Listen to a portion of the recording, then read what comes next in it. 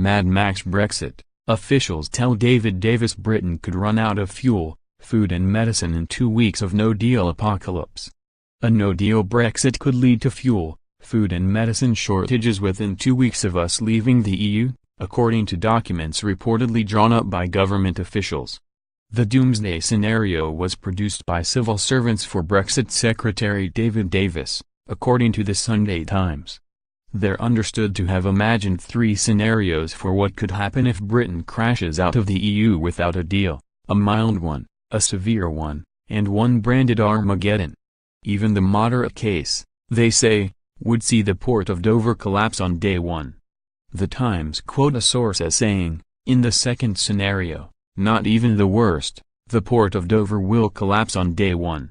The supermarkets in Cornwall and Scotland will run out of food within a couple of days, and hospitals will run out of medicines within 2 weeks."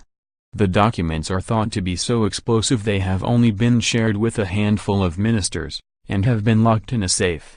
A spokesperson for the Department for Exiting the European Union confirmed the discussions had taken place, but denied the doomsday scenario would come to pass.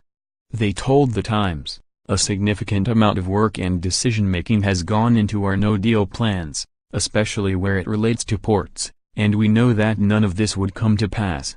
In February, before the report was produced, David Davis used a speech in Vienna to reassure Britain it would not be plunged into a Mad Max-style world borrowed from dystopian fiction after we leave the EU. But the documents predict the severe scenario would see planes chartered to ferry supplies to the corners of the UK, and petrol running out by the end of the second week.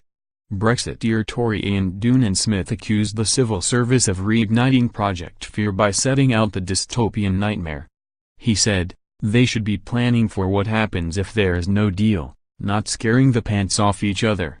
We need people with imagination and courage, not frightened rabbits." Best for Britain champion and Lib Dem MP Layla Moran demanded the government publish the papers. She said, "The government should publish this document and stop pretending it doesn't exist. This drives a stake through any remaining pretense of government competence. This is no joke. Our public services face the prospect of collapse if a no-deal Brexit happens. We can now see that the government are driving us all towards disaster.